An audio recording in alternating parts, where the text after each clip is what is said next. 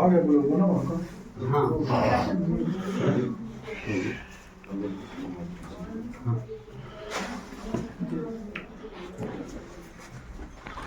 आ गया वहाँ से का? हाँ तुम्हें बता रहा जी चले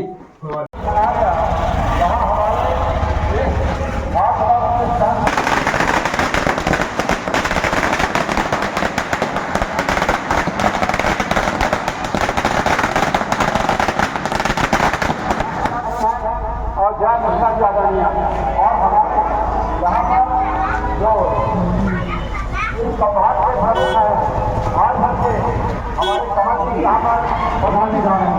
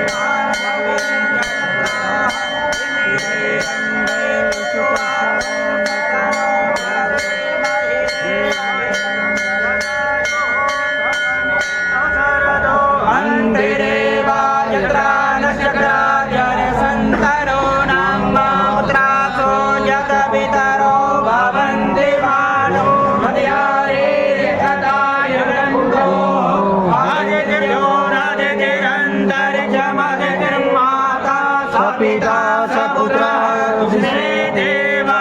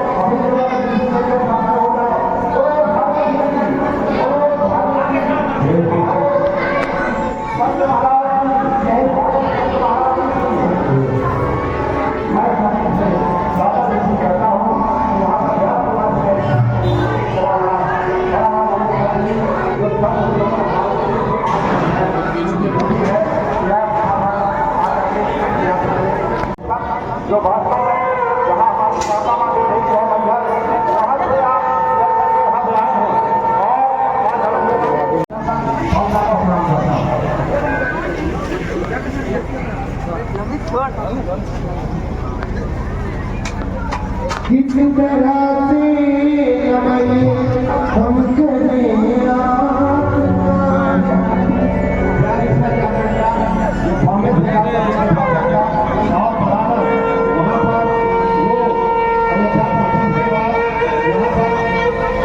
से हम मुख्य वक्ताओं का आगमन हो चुका है। एक बार जोरदार तालियों से स्वागत हो। और मैं कार्यक्रम के संयोजक जी से आग्रह करूंगा कि हमारे बीच उपस्थित राष्ट्रीय वक्ता के रूप में हमारे बीच उपस्थित है गुरु प्रसन्नदास जी महाराज उठीम आश्रम मैहर। हमारे बीच उपस्थित है राष्ट्रीय वक्ता परम पूज्य जया दीदी। हमारे बीच उपस्थित हैं भारत प्रचारक जी माननीय कमल जी। आग्रह है कि भारत माता और नर्मदा मैया और राजा रामचंद्र जी के श्री चरणों में दीप प्रज्वलित कर कार्यक्रम के शुभारंभ करें। सम्मानीय अतिथिगण भारत माता की भारत माता की नर्मदा मैया की राजा रामचंद्र की भारत माता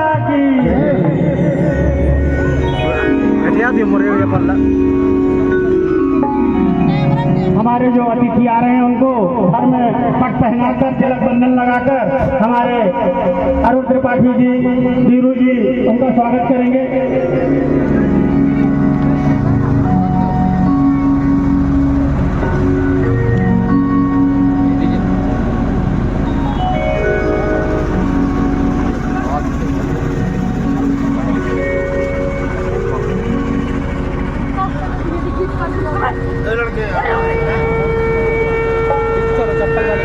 बाहर आ जाओ चप्पल वाले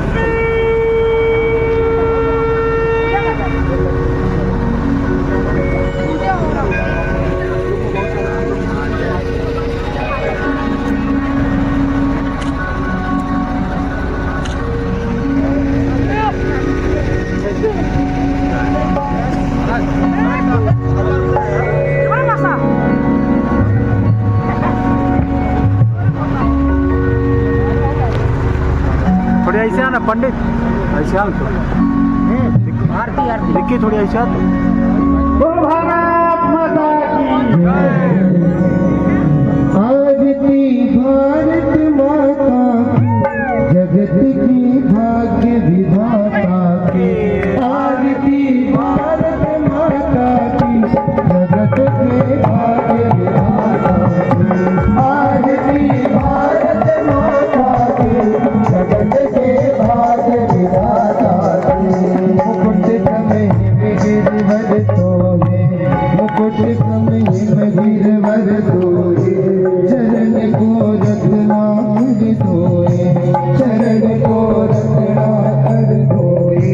देवता कण में छाए, देवता कण में धोए। वेद के चंद ज्ञान के चंद हरि आनंद श्यामल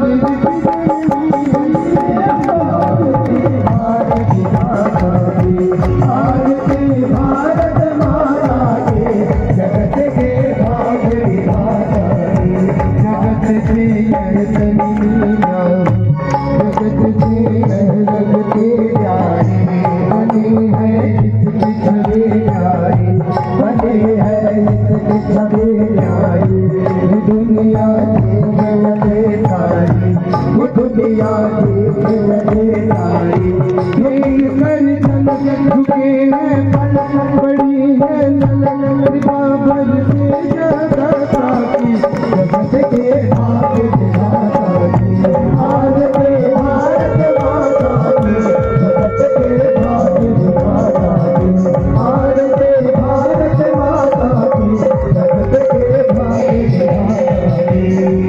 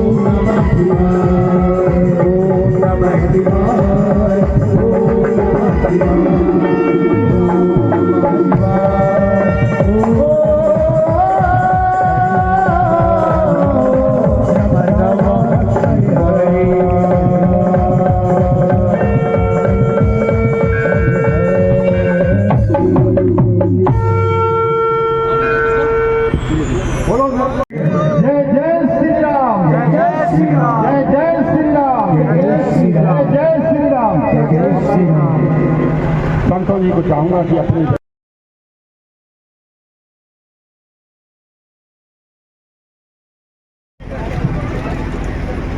हमारे बीच राष्ट्रीय वक्ता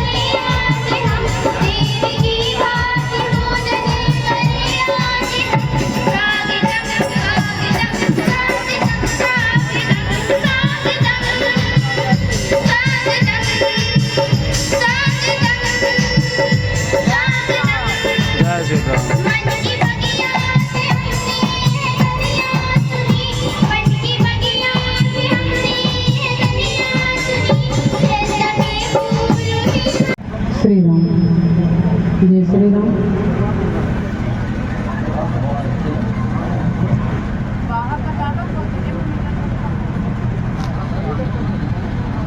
पूर्णतया समझ लेंगे और मेरे भावों को भी ज्यादा अच्छे से समझेंगे। तो एक बार जोर से बोलिए जय श्री राम। जय श्री राम। बिना राम जी के नारा के सम्मेलन पूरा नहीं हुआ, इसीलिए जोर से बोले जय श्री राम। जय श्री राम। आरएसएस राष्ट्रीय स्वयं सेवक संघ, ये आरएसएस का 100 वर्ष पूर्ण हुआ। आप सब जानते हैं आरएसएस के बारे में, मुझे ज्यादा बताने की जरूरत नहीं है, लेकिन आज उसी के 100 वर्ष उपलक्ष्य में बैठे तो थोड़ा वर्णन करूंगी। आप के इस संघ के विषय में मैंने बहुत कुछ सुन रखा है और बचपन से हम इसके बारे में सुनते आ रहे हैं। एक राष्ट्रीय स्वयं सेवक संघ है, हम सुना करते थे यहाँ ये आपदा आई तो राष्ट्रीय स्वयं सेवक संघ के द्वारा वहाँ ये सहयोग किया गया। कहीं भी भूकंप आया, आपदा आई, कोई समस्या आई तो सरकार से पहले संघ के लोग पहुंचते हैं वहां पर। सरकार की सुविधा से पहले आरएसएस की सुविधा वहां पहुंच जाती है। तो ये हमने बहुत सुना है। आज यह भी हमने सुना है बड़े जनों से, विद्वत जनों से, कि अपने ही भारत देश में कई ऐसे देश हैं जहां यदि आरएसएस की सुविधा ना होती, आरएसएस संघ का यदि सहयोग ना होता तो आज अपने ही देश के उन स्थानों पर जाने के लिए हमें वीजा की जरूरत पड़ती। लेकिन धन्य है इस संघ के अथक प्रयास से, सहयोग से आज हम अपने उन देशों को बिना वीजा के जा सकते हैं, बिना कोई समस्या के वहां तक पहुंच पा रहे हैं। गोवा अन्य ऐसे देश हैं जहां जाने के लिए वीजा लगना पड़ता, वीजा के बिना नहीं जा सकते थे। लेकिन राष्ट्रीय स्वयं सेवक संघ के सहयोग से आज उन देशों को हम अपना कह रहे हैं, अपना मान रहे हैं। तो ये संघ के ही सहयोग से हुआ है। आज जब कोरोना जैसी महामारी आई हम सबके सामने, उस समय हमने यह भी देखा कि कई जगह भूखमरी जैसी समस्या आ चुकी थी। कुछ ऐसे भी लोग थे जिनके यहाँ खाने की बड़ी आपत्ति आ चुकी थी, बड़ी विपदा आई हुई थी। किन्हीं के घर में खाए को अन्न भी नहीं था, बेचारे गरीब परिवार थे। वहां तक अन्न पहुंचाने का भी काम राष्ट्रीय स्वयं सेवक संघ के द्वारा किया गया था। कई ऐसे स्थान हैं जहां पर आरएसएस के द्वारा कई सहयोग पहले भी जाते रहे हैं, अब भी जाते हैं और आगे भी जाते रहेंगे।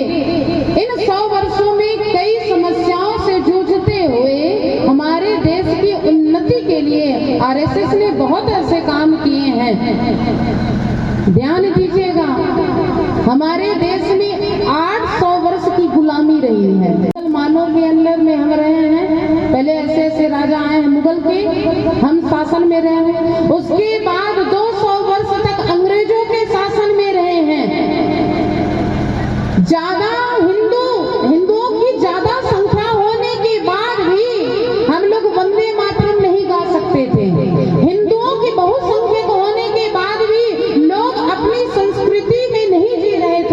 अपनी संस्कृति को मानने के लिए डरते थे। क्यों?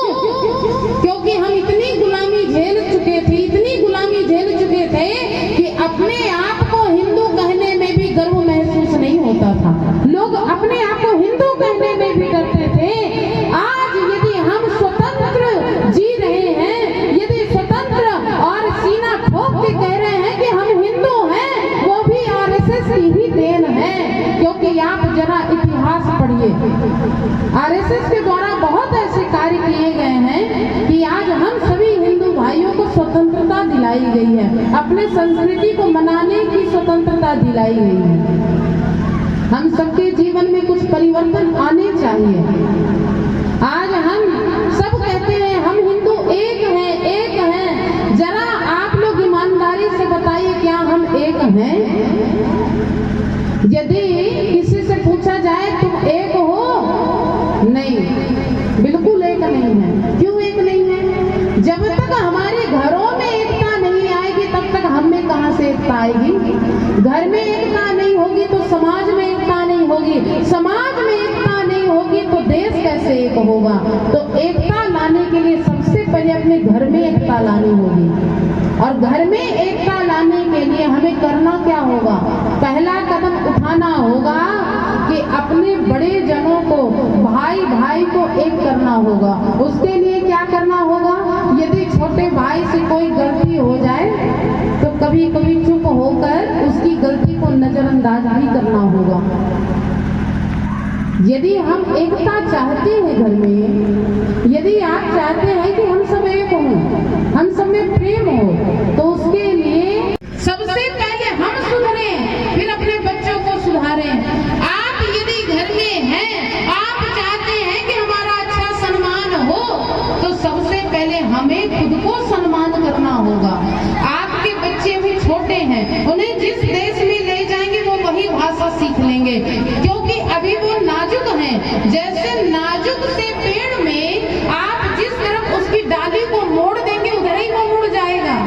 ठीक उसी प्रकार से घर में रहने वाले बच्चों को आप जैसे शिक्षा दोगे उसके अंदर वैसे ही संस्कार पनपने लगता है। हम बच्चों को सिखाते हैं तुम्हें क्या चयन करना है, क्या अच्छा है, क्या बुरा है। इसके लिए क्या करना होता है?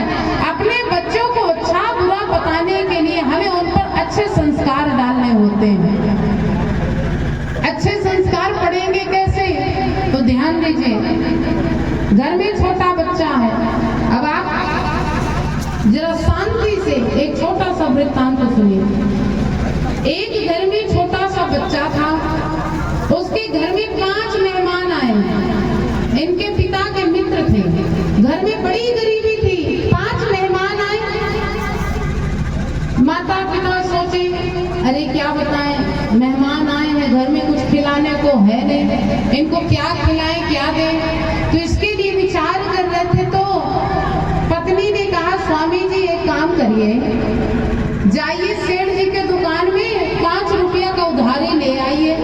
5 मेहमान आए हैं, यदि 1-1 रुपए भी बेटे के हाथ में रखेंगे तो 5 रुपए हो जाएगा, तो सेठ जी का कर्जा बाद में चुका देंगे। पति देव ने विचार किया, बात तो पत्नी बिल्कुल सही कह रही है, क्योंकि घर चलाना हमारी माताओं को बहुत अच्छे से आता है। कम पैसे में भी घर चला लेती हैं, उसमें भी बचा भी लेती हैं। 5 रुपए की उधारी करने सेठ की दुकान में चले गए भाई साहब। जब गए तो 5 रुपए में क्या क्या सामान लाए? 1 रुपए का शक्कर, 1 रुपए की चाय पत्ती, 1 रुपए का दूध, 1 रुपए का नमकीन, 1 रुपए का बिस्किट। पहले आ जाता था, आप लोग ये मत समझिए कि इतना तो आता ही नहीं है, पहले आ जाता था। हम लोग भी 25 पैसे के खूब सारे टॉफी लेके आ जाते थे। अब नहीं मिलता, अब तो चलता भी नहीं है, कई जगह पर लेते भी नहीं है। 5 रुपए की उधारी करके आ गए सेठ जी के दुकान में। जब इनके मित्र आए, इन्होंने नाश्ता दिया, चाय पिलाया, 5 रुपए का सामान लेकर आए तो उनका स्वागत सत्कार हो गया। मित्र जाने लगे और बच्चे को कुछ देना भूल गए। मित्र कुछ नहीं दिए, चाय नाश्ता करके चले गए। अब पत्नी सोचे अरे राम राम, आपके मित्र तो कुछ देते नहीं है। अब जब कुछ दिए नहीं तो कर्जा चुकेगा कैसे, कर्जा कैसे चुकाएंगे, कर्जा मुक्त कैसे होंगे। पति देव भी सोचे सही बात है, चलो कोई बात नहीं, कुछ काम धाम करेंगे, धीरे धीरे उनका कर्जा चुका देंगे। कुछ दूर ही पहुंचे थे, मित्र याद आया, अरे राम राम, हम मित्र के घर कुछ लेके भी नहीं गए और लौटते समय उसके बेटे को कुछ देकर भी नहीं आए। चलो चलो थोड़ी लौटते हैं, उसके बच्चे को कुछ तो दे देंगे। मित्र लौट कर आए और बच्चे के हाथ में सब मिला जुलाकर कुछ पैसा रखाने लगे। बेटे ने कहा नहीं नहीं नहीं, मैं नहीं दूंगा। हम लोग बच्चे को सिखा रखते हैं ना, बेटा कोई कुछ दे तो नहीं लेना है। बेटे ने कहा नहीं नहीं नहीं, मैं नहीं दूंगा। मित्रों ने कहा ले ले बेटा, हम तुम्हारे अंकल हैं, ले लो। बेटे ने कहा ना ना, मुझे नहीं लेना है। पिता ने सोचा अच्छा है, ले लेगा तो कर्जा मुक्त हो जाएगा, कर्जा चुक जाएगा। तो पिता ने कहा अरे बेटा ले ले, क्यों नहीं ले रहा है? बेटे ने कहा ना ना, मैं नहीं लूंगा। माँ ने जिद किया, अरे काहे नहीं ले रहा है, इतने प्रेम से दे रहे हैं अंकल, ले। कैसे हुआ है, कितने बलिदानों के बाद राम जी विराजमान हुए हैं। आज राम जी को तो मानते हैं सब, लेकिन राम जी की कही हुई बातों को कोई नहीं मानने को तैयार है। सब केवल अपने धुन में जी रहे हैं। बस लोग चाहते हैं हम फ्रांस की तरह जिए, हम जर्मनी की तरह रहें। ध्यान दीजिएगा, विदेशी लोग हमारे भारतीय संस्कृति को अपना रहे हैं।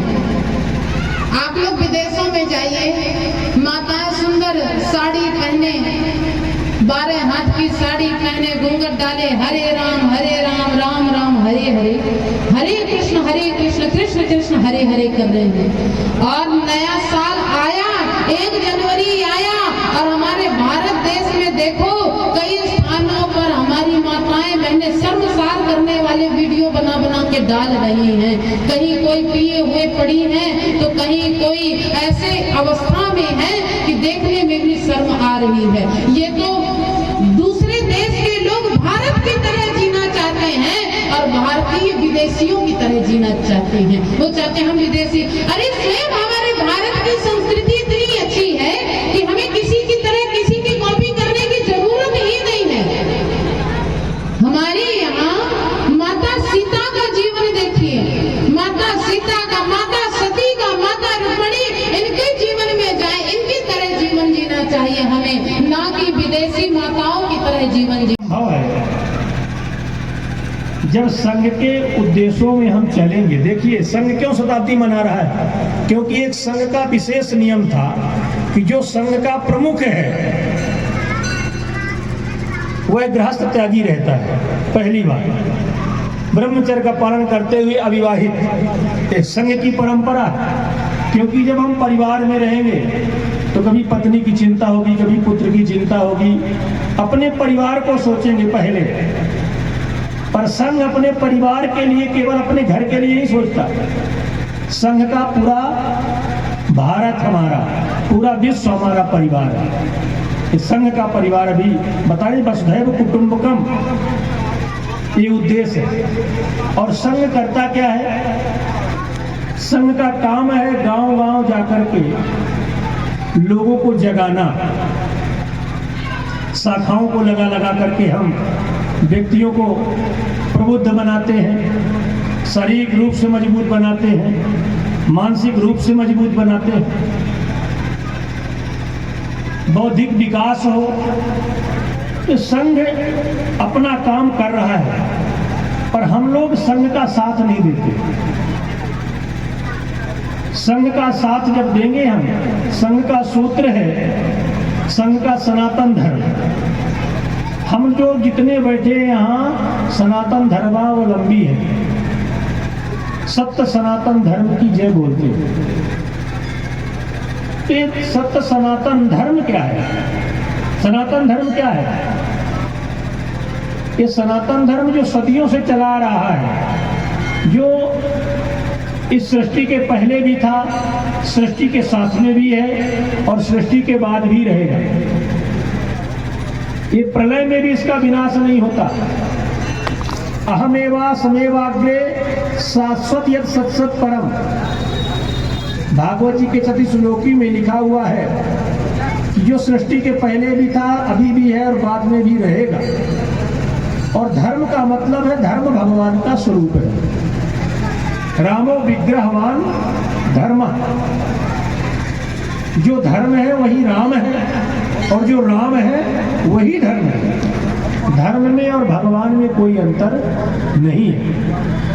पर दुख तब होता है कि जब हम सब हिंदू भाई लोग थोड़े से लालच में अपने धर्म को छोड़ देते हैं और दूसरे के धर्म को अपना लेते हैं। जबकि भगवान श्री कृष्ण ने गीता में डिम घोष किया है कि श्रेयांश विगुणो धर्मः परधर्मः सुनिश्चितात् स्वधर्मे निधनम श्रेयः परधर्मो भयावह। भले दूसरे का धर्म श्रेष्ठ हो पर हमें भक्ष का। धीरे धीरे आयु बीतती चली जा रही है। आयुर्नश्यति पश्चाताम प्रतिदिनम यातिक्षेम यौवनम। जो आज हम हैं वो कल नहीं रहेंगे। हमारी जवानी नष्ट होती चली जा रही है और हमें अभी इसी क्षण ये संकल्प लेना है कि राष्ट्र के लिए जिएंगे और राष्ट्र के लिए मरेंगे। हमारे अंदर अपने भारत माता के प्रति स्वाभिमान होना चाहिए। वेदांत हमारा स्वाभिमान है, शिष्टता हमारी सीता है, हर रोज हमारा रामायण, हर श्वास हमारी गीता है। जब तक होती है शांति हृदय में तब तक होते हैं हम केवल भारत, और जब महायुद्ध छिड़ जाता है तो हो जाते हैं हम ही महाभारत।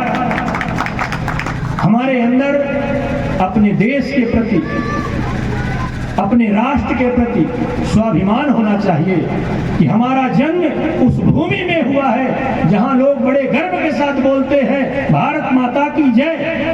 आज तक आप लोगों ने सुना कभी कि कोई बोलता हो फ्रांस माता की जय, जर्मनी माता की जय, अमेरिका माता की जय? आपने सुना? क्यों नहीं बोलते? जब जब भगवान का अवतार हुआ है हमारे इस भारत की भूमि में हुआ है। और इन्हीं देवियों ने, जो ये माताएं बैठी हुई हैं, इन्हीं देवियों ने राम और कृष्ण को जन्म दिया है, महावीर जैसे ज्ञानी को जन्म दिया है, बुद्ध को जन्म दिया है, स्वामी विवेकानंद जी को जन्म दिया है। इन्हीं माताओं ने क्यों दिया है भाई? इसलिए कि इन माताओं के अंदर प्रेम है, अपने मातृभूमि के प्रति प्रेम है। ये पृथ्वी की स्वरूपा है। अमेरिका और जर्मन की नारी भी प्रेम में जीना जानती है। प्रेम उनके अंदर भी है, प्रेम इनके अंदर भी है, पर प्रेम प्रेम में अंदर है। विदेश की नारियां वासना से प्रेम करती हैं और हमारे देश की नारियां उपासना से प्रेम करती हैं। इसीलिए गोस्वामी तुलसीदास जी महाराज ने लिखा है कि व्यापक ब्रह्म निरंजन निर्गुण विगति विनोद सो अज प्रेम भगति बस कौशल्या की गोद। परमात्मा प्रेम का भूखा है और वो प्रेम कहीं अगर मिलता है तो हमारे इस भारत भूमि में मिलता है, हमारे इस देश की धरती में मिलता है। तभी परमात्मा जब भी अवतार लिया इस भारत की भूमि में अवतार लिया, इन भारत की माताओं को अपना माँ बनाया, इन भारत के पुरुषों को अपना पिता बनाया। धन्य है वो परमात्मा। और हम उसी देश में जन्म लेकर के और अनेकता में बट रहे हैं, अनेक मतों में जा रहे हैं। संघ के द्वारा जगह जगह शाखाएं चलाई जाती हैं। शाखाओं के माध्यम से हमें बताया जाता है कि हमें इन इन पद चिन्हों पर चलना है। जो हमारे धर्म का विरोध करता हो, जो हमारे राष्ट्र में रहकर के पाकिस्तान का नारा लगाता हो, उससे सावधान रहना। गुरु गोविंद सिंह के बच्चों को देखते देखते जीवित दीवार में चुन दिया गया। पर धन्य है वो महापुरुष, धन्य है वो मां जिसने अपने आंखों से आंसू नहीं बहाया, मुस्कुराते हुए कहा कि धर्म को नहीं त्यागना, प्राणों की बाजी लगा दो, प्राणों को त्याग दो। आज उनका नाम स्वर्णिम अक्षर से लिखा जाता है, अमर है। तो कीर्ति यश सजीवती, प्यारे बंधुओं, संसार में कीर्ति ही अमर रहती है और कुछ अमर नहीं रहता। जीवन में अपने राष्ट्र के प्रति अनन्यता का भाव, और जब हम धर्म के लिए जिएंगे, धर्म में चलेंगे, धर्म की रक्षा करेंगे, तो धर्म हमारी रक्षा करेगा। धर्मो रक्षति रक्षिता। जब हम धर्म की, पहले हमारा कर्तव्य है कि हम धर्म की रक्षा करें, तो धर्म हमारी रक्षा करेगा। एक छोटा सा दृष्टांत है कि एक गांव में गुरुजी गुरुकुल चला रखे थे। बहुत समझना, बात छोटी सी है पर बड़े ज्ञान की है। और गुरुकुल में विद्यार्थियों को विद्या अध्ययन कराते थे। दंपति पति पत्नी दोनों रहते थे। पत्नी जी घर में रहती थी, गुरुजी गुरुकुल में रहते थे। और गुरुजी का गीता से बड़ा स्नेह था। और गीता के उस श्लोक से कि अनन्यास चिंतयन्तो माम ये जनाः पर्युपासते तेषां नित्य है, इसके सिर पर पोटली है, पर देखा कि इसके शरीर में पूरे लाल लाल निशान बने हुए हैं, जैसे किसी ने कोड़े से पिटाई की हो।